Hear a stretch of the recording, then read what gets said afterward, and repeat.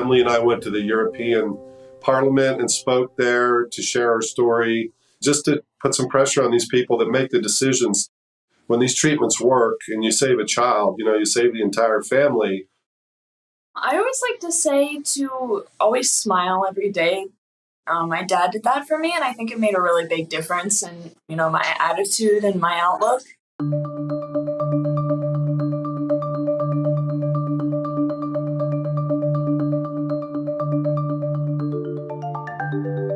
Imagine your daughter, age 5, has been diagnosed with acute lymphoblastic leukemia. Doctors were initially hopeful about her prognosis, but after nearly 2 years of chemotherapy, she's relapsed, and you're told she is not likely to survive. You have the option of trying a leading-edge immunotherapy, but it's only been tested in adults, so doctors can't predict its effects on a child. Would you take the leap, knowing the risks involved, and allow your daughter to become pediatric patient 1? I'm Todd Poley, and in this episode of Vital Science, we speak with Tom Whitehead and his daughter Emily about her brave journey as a CAR-T therapy pioneer, the uphill battle pediatric cancer patients face, and how the Emily Whitehead Foundation supports cancer families around the world. Well, welcome to Vital Science, Tom and Emily. We're honored to have you both here. Would you tell us about yourself and your family? Yeah, I'm Tom Whitehead, and Emily's dad, and the president of the Emily Whitehead Foundation. And this is my daughter, Emily, with me. Hi, Emily. And how would you describe Emily? What are some of the things that make her so special? Well, I would say, first of all that she went through, as a child, and to come out of that thriving in life now, I would describe her as our hero, and very smart, very funny. She likes to have a good time. She does take her grades very serious, though, when it's time to study. She's very well read. She's an excellent writer. I'll stop there because she'll get mad at me if I keep going. But every day I wake up thankful that I'm still her dad, and Carrie's still her mom, and that we are together as a family.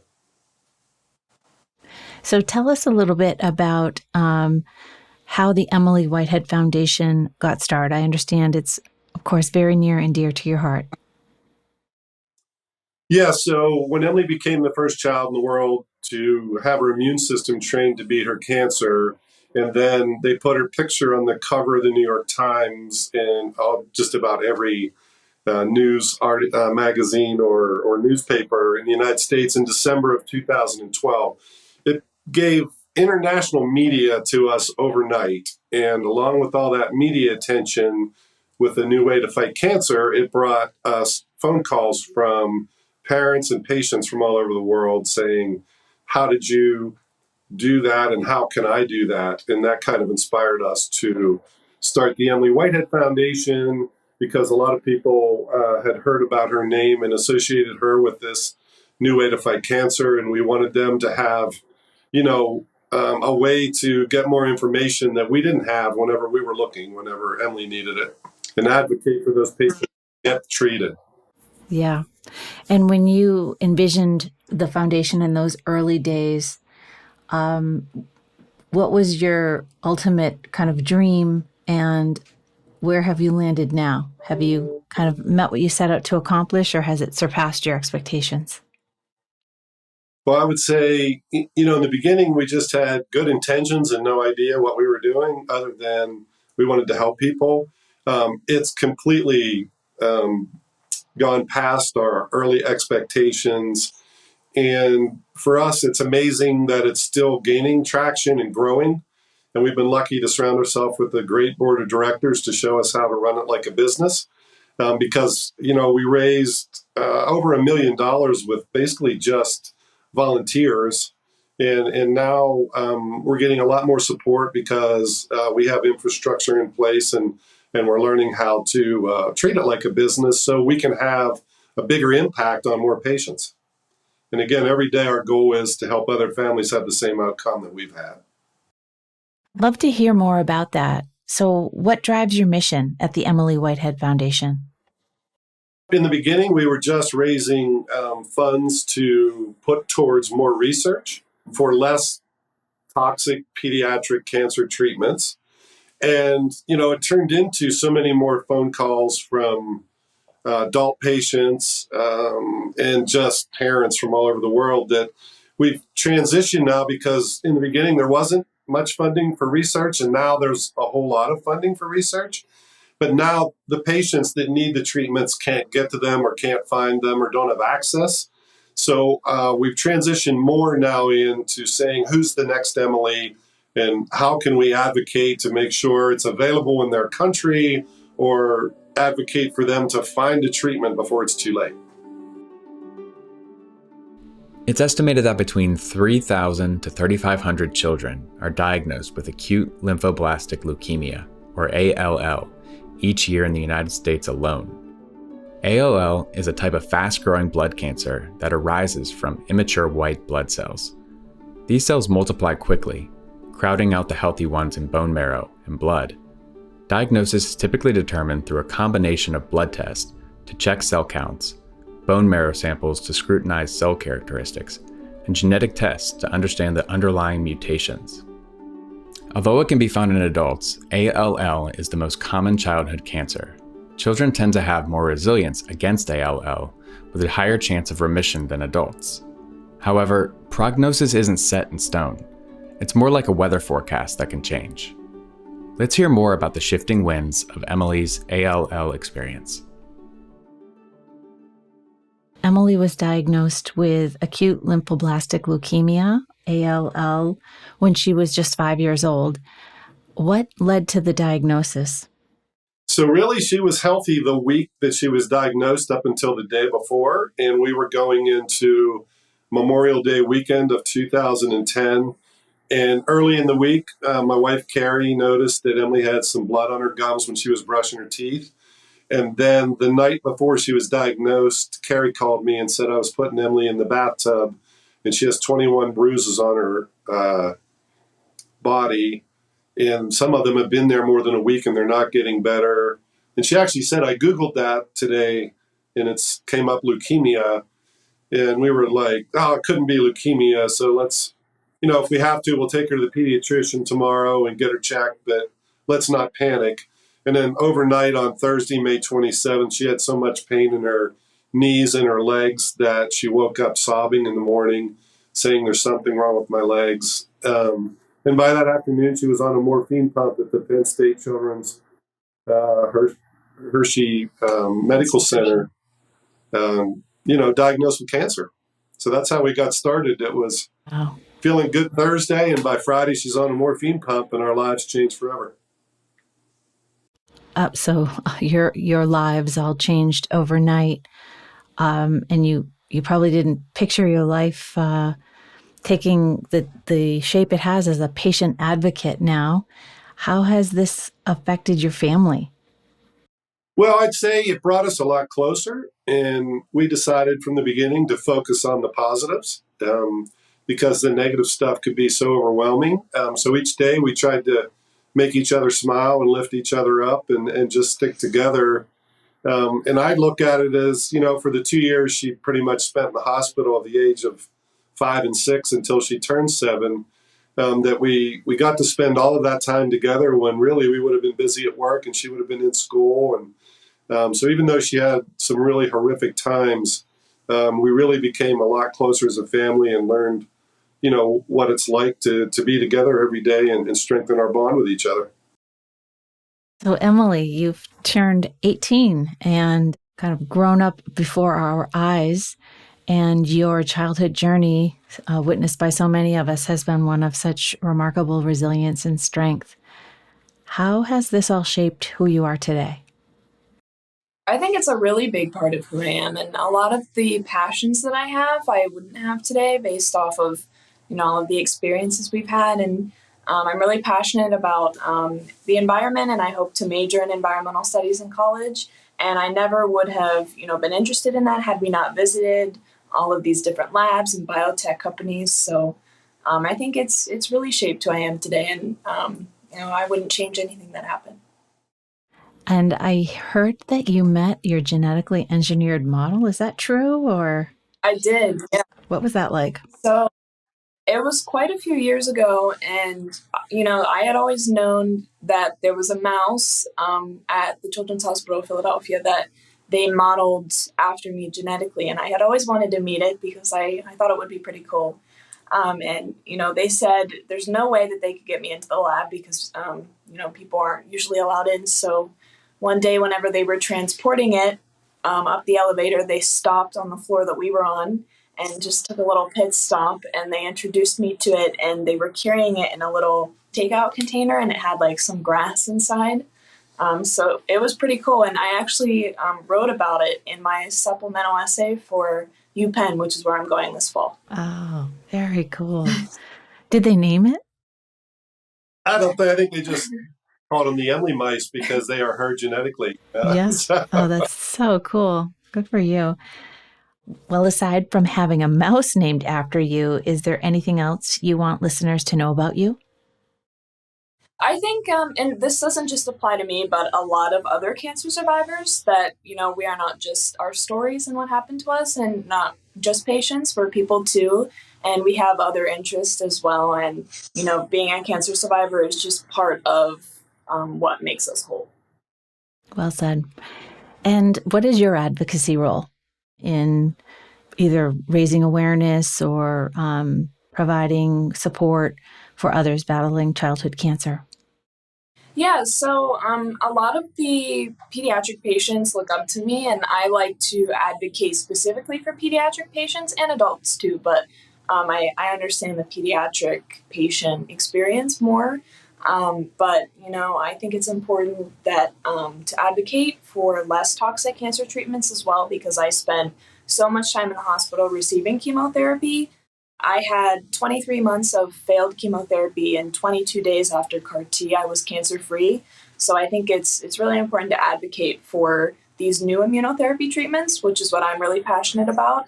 Because as children, I think it's really important to spend less time in the hospital so that you lose less of your childhood as well. So, Tom, I know the journey wasn't all kind of perfect and predictable along the way. There were some relapses and there were some treatments that maybe didn't have the outcome you were expecting. Can you tell us about that time in her life? Yeah, so when we got started, we were told this is the garden variety kind of leukemia. It's the most curable kind of childhood cancer that you can get. If you have to have a child with cancer, this is the one you want to have. So, that gave us a lot of hope from the beginning, but it made it even harder when she relapsed. They had told us, if you do 26 months of chemotherapy for a girl Emily's age, that was this protocol. And they said, if you just do what we tell you, she'll grow up and become a grandmother someday and have a happy life. So we tried that in the beginning. Just the first couple doses of chemotherapy, Emily developed infections in her legs and almost lost her legs on June 11th of 2012 when we had just gotten started on, 2010, when we had just gotten started on May 28th.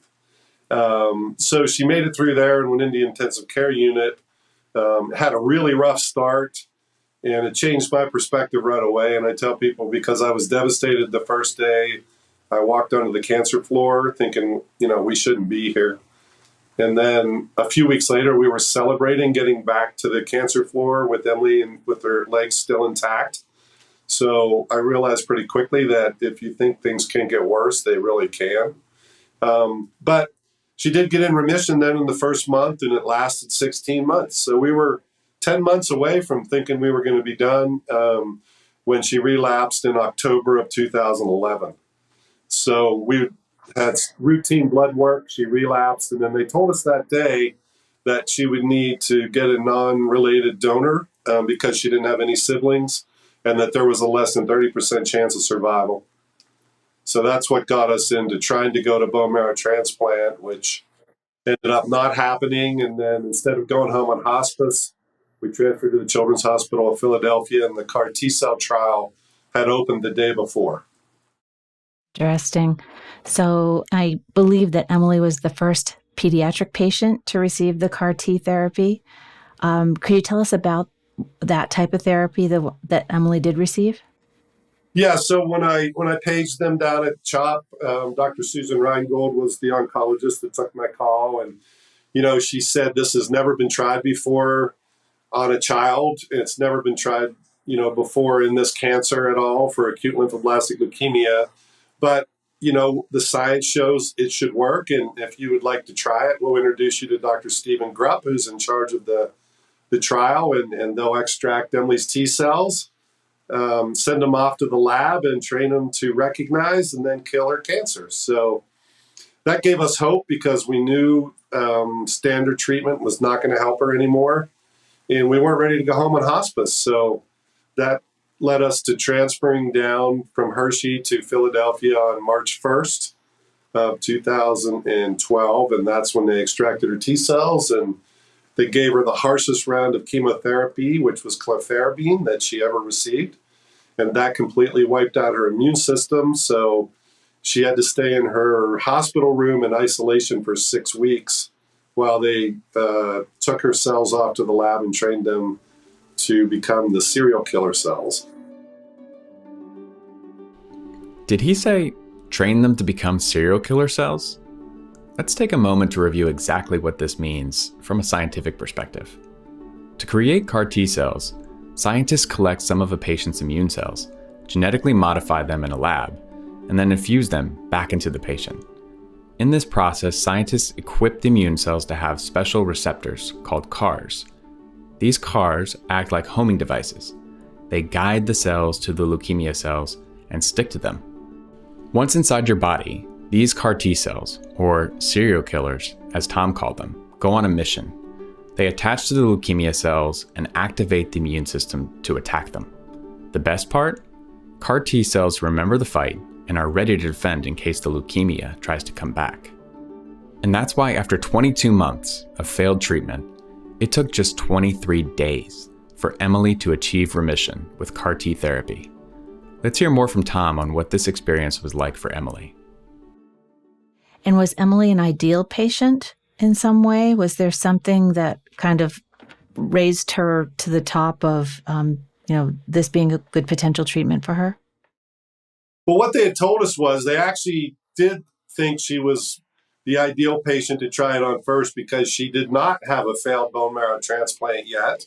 She had all her organs intact and did not have an infection at the time when they treated her. So they said, they really thought the first patient they would ever get to try it on might be in an intensive care unit already dying whenever they tried it. So, Emily was actually pretty healthy and walked into the room the day they gave them to her, and Dr. Grupp came in with them all in one big syringe and just pushed it in over maybe less than 10 minutes and said, now we wait. And we were like, is that it? And he said, yeah, that's all it is. Now let her immune system take over. And we think it'll work. So, it was like the first day they gave her 10% of the dose to make sure there wasn't a catastrophe.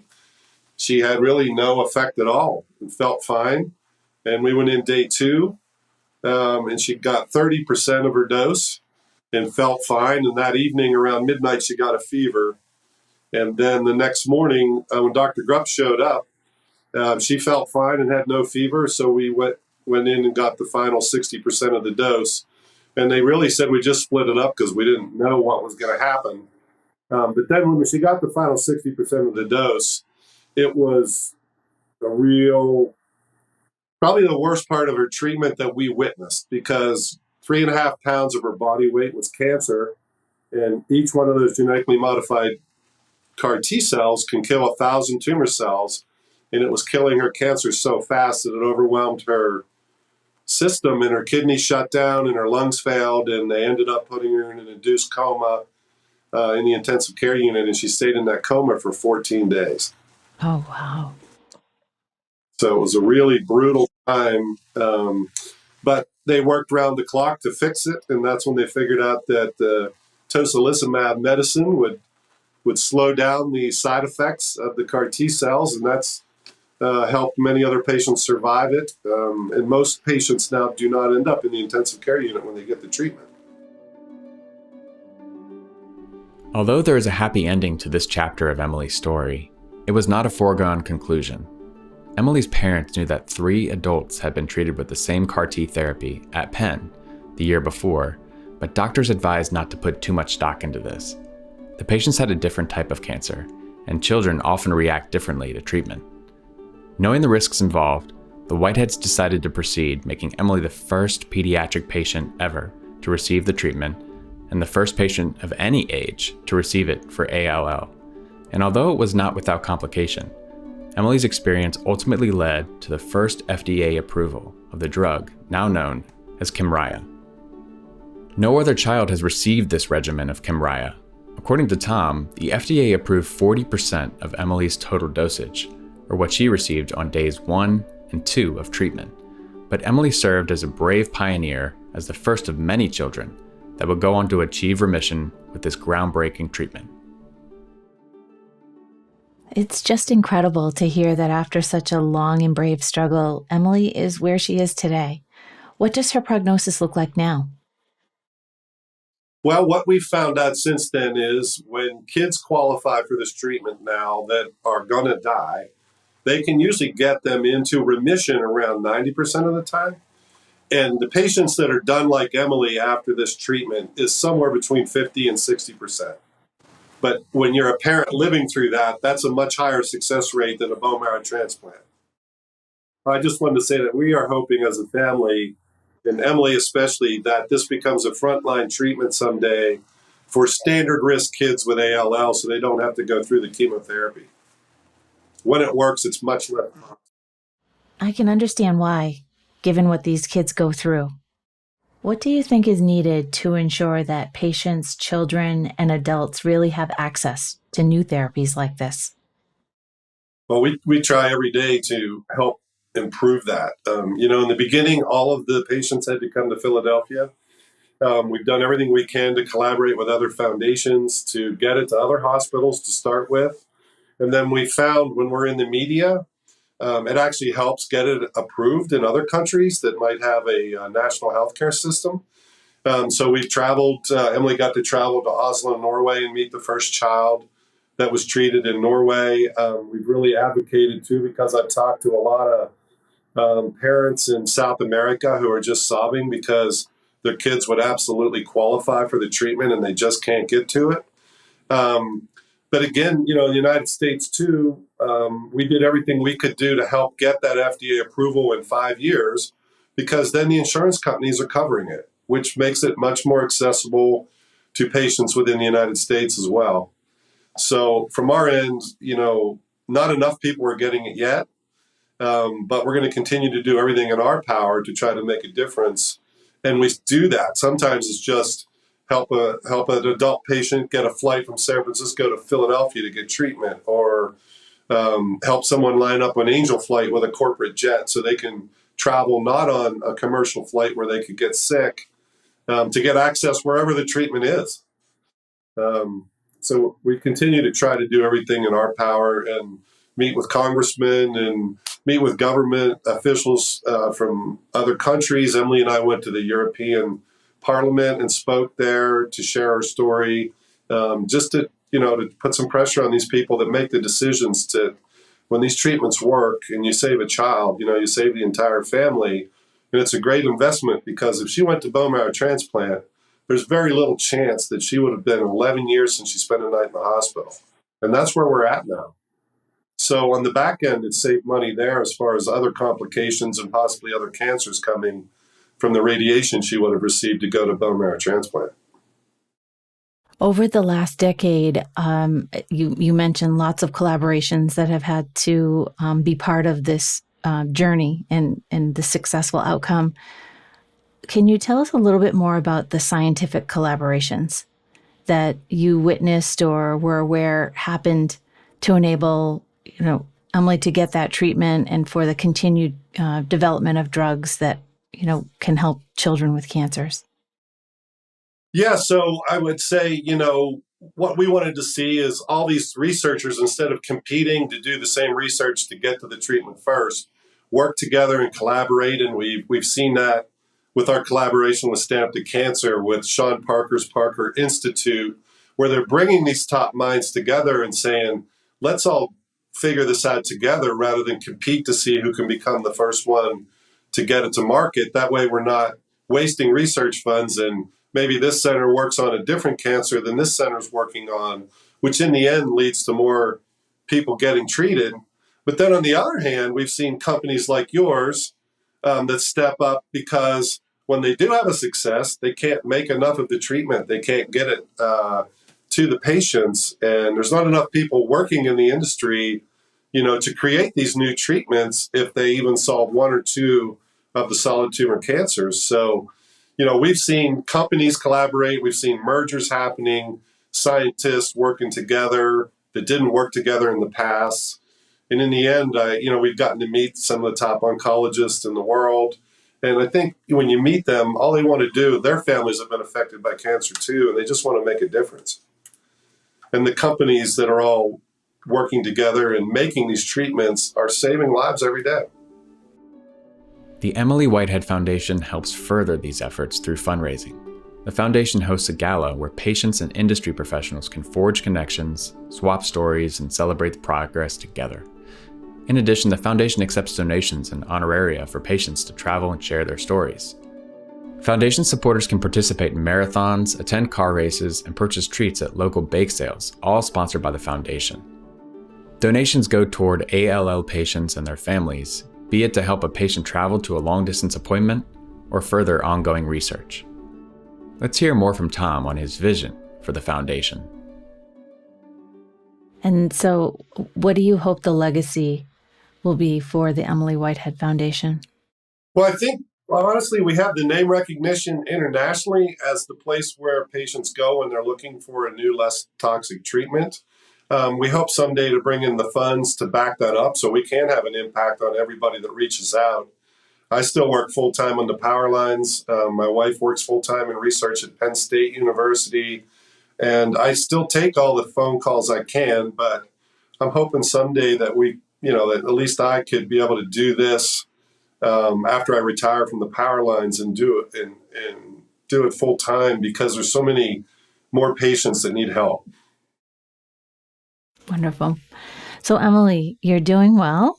Yes? Yes. Feeling good? Well, we're very proud and happy to speak with you. And I'm just so curious if you, and maybe you've had this opportunity with the children that you're supporting, but if you could go back in time and give advice to the 5-year-old you or to other children going through similar issues, what would you say?